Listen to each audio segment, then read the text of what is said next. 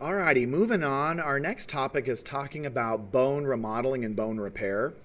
So I'm going to go to the PowerPoint and we're going to go to slide number 11, which is bone remodeling. Now, when we need to remodel our bones, what that means is we are constantly breaking down bone and then constantly rebuilding it. And so it just says bone remodeling is converting woven bone, which is a immature bone. It's kind of an unorganized matrix of bone. It's not in those sheets. We're going to take this woven bone and remodel it into lamellar bone. Now, this can happen all the time. I mean, we're always kind of remodeling our bones. And this also happens when we have to repair our bones. So if you break a bone, we have to remodel. Now, what this entails is those bone cells that we mentioned at the beginning of this chapter. So it says, bone is constantly being removed by those osteoclast cells, and new bone is constantly being created by these osteoblast cells. If you think about this, our body is under stress. Stress from standing, stress from gravity, and those stresses put pressure on our bones, and the pressure causes this bone remodeling. So osteoclasts are going to come in and recycle bone, and then it's going to be replaced by these osteoblasts. Now, if I go to the next slide, it leads us to our next handout, 6H, but it says remodeling is an ongoing replacement of old bone tissue by new bone tissue. So it says old bone is constantly being destroyed by the osteoclasts, and new bone is constantly being made by osteoblasts. A good example to kind of get you thinking about remodeling are braces. So it says in orthodontics, teeth are moved by braces. This is because our skeletal system is constantly being remodeled. In fact, I read a statistic somewhere, I honestly don't remember where, but it said that you recycle your entire skeletal system using remodeling about every 7 years. So, if you think, okay, if you're around 21 years old, you have completely replaced your entire skeletal system 3 times so far in your life. This is the reason why braces work.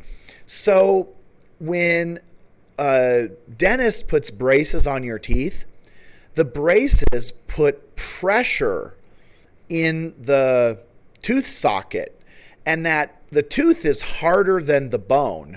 So with the tooth pushing on the bone socket, it causes these osteoclasts to rework the bone. So the osteoclasts will actually remodel, eat away the bone that's under pressure, and then osteoblasts come in and build new bone in that socket, and that rearranges your teeth. This is also why wisdom teeth, for example, can mess up your teeth, because as those wisdom teeth come in, they're pushing on other teeth, and that is changing the sockets, and that can cause your teeth to get misaligned. And this is just a product of those osteoclasts and osteoblasts doing their job. It says that several hormones are going to be involved in the bone growth and bone remodeling. They're the hormones that we have just mentioned. So we've got estrogen playing a role, because estrogen is going to be helping to maintain your skeletal system. We've got thyroid hormone for metabolism, human growth hormone. we're constantly making human growth hormone, and it's something that you produce your entire life, even when you're not growing taller. So even though you've stopped growing and you're an adult, you're still making human growth hormone because it maintains growth of other tissues. You may not be getting bigger, right? But if you go to the gym and work out, you're making more human growth hormone. And so this bone remodeling and repair is because of these osteoclasts breaking down bone and osteoblasts rebuilding bone. Now, this is going to lead us into our next handout, which is 6H. Now, in handout 6H, I'm going to talk a little bit more about bone repair versus bone remodeling. The same processes are going on, but let's imagine, you break your arm. What's going to happen when you have a repair needed? So let's look at this handout. I'm going to pop it up here. All right, there it is. So there are 4 stages to bone repair. I'm going to kind of adjust this and move it.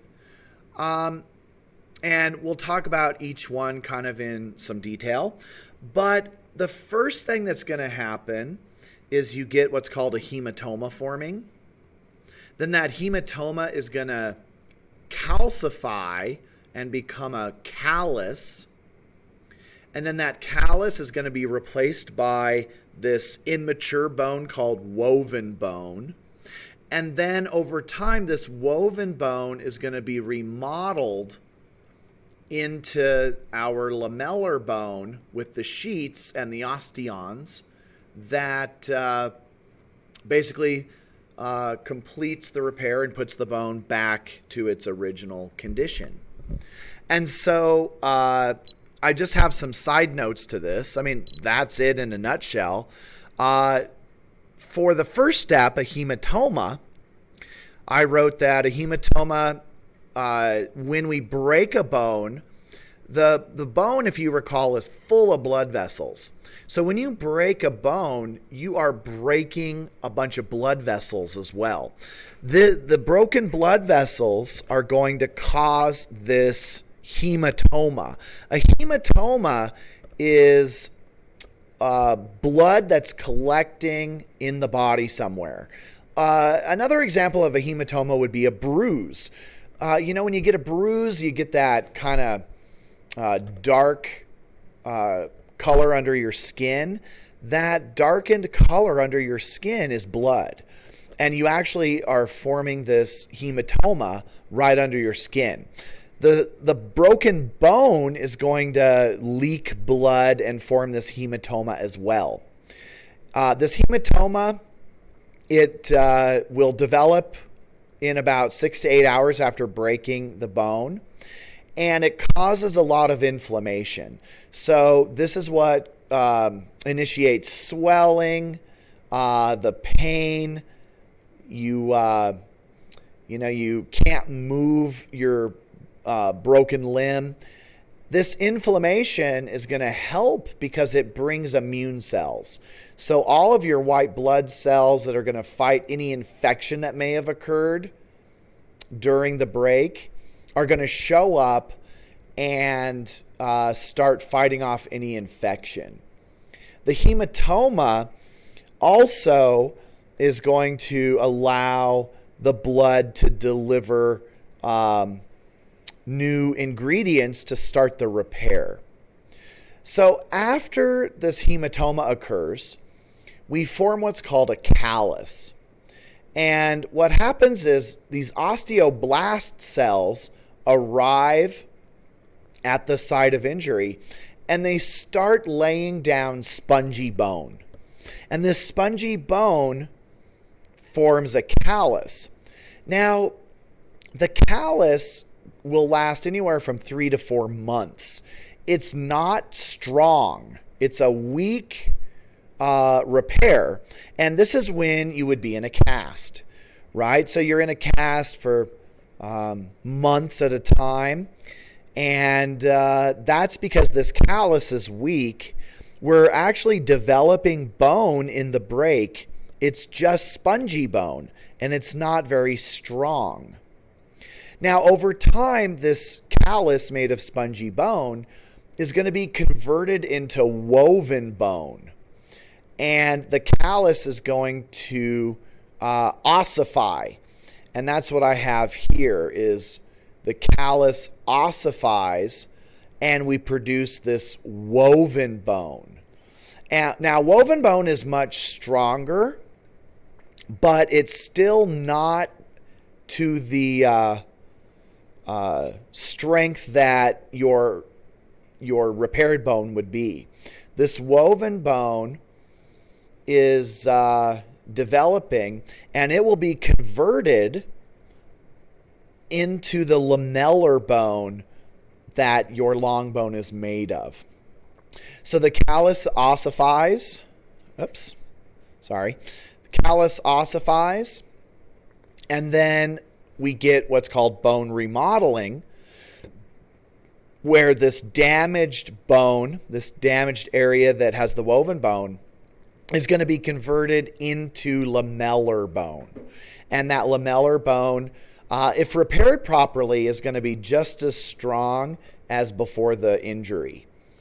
So woven bone is just immature bone.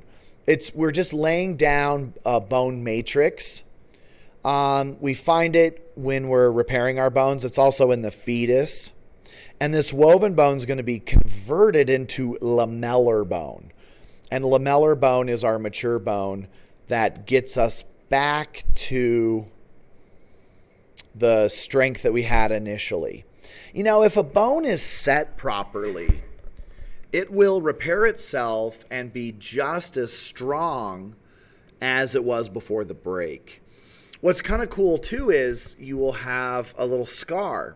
So where that break occurred, you will have a line on your bone, and it's like a little scar. But the bone, if healed properly, won't be any weaker than it was before the break. You'll just have a line on your bone. What's kind of interesting is when I was 5 years old, I was hit by a car. I was on one of those big wheels, and I was riding across the street. This is when I was 5 years old, just imagine this. And I was following my sister, who was on roller skates, and my older sister crossed the street, and I crossed the street with her. And a neighbor girl was coming home from work, and she had an old pickup truck, and she hit me. And when she hit me, she hit my right side, and I turned, and she hit me, and then she dragged me for about 15 feet. I guess she told the police that she thought I was a cardboard box or something until she stopped. But it broke my left tibia and fibula. And so, if you think about what the end of a tibia looks like, here's my tibia. So it's kind of looks like this. We're learning this in lab. Well, I got my tibia broken down here towards my ankle. And this was when I was 5 years old. Well, it didn't affect a growth plate or anything. And so this repaired, of course. And my fibula, by the way, just as a side note, my fibula was completely rubbed away down here. It was gone.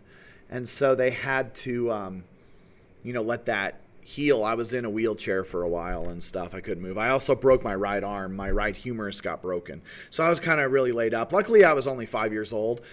So, you repair fast when you're 5. But the point of this story is when I was 13 years old, I went back to the same doctor because I was playing a lot of soccer, and I ended up getting this problem called Osgood-Schlatters disease, which is a calcium deposit that occurs on your the head of your tibia. And so I was getting treatment for that. And the doctor took an x-ray of my tibia when I was 13 years old. And this scar from when I was hit by the car when I was 5 was halfway up my shin, because my, in the 8 years that I had between x-rays, I had grown at the epiphyseal plates. And so you could still see this line on my tibia, but it had moved into the middle of my tibia. And my tibia, is just as strong as it ever has been, but you have that little scar.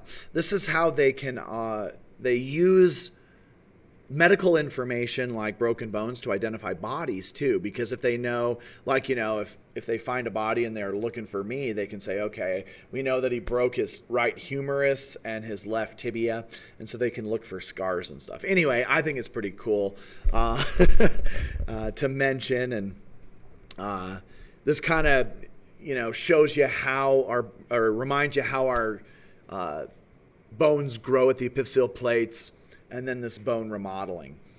Okay, we're about ready to wrap this chapter up. I think I've got one more handout, and we're going to end this chapter. So make sure you're studying. Keep up the good work. Let me know if you have any issues, and I'll see you in the next video. All right.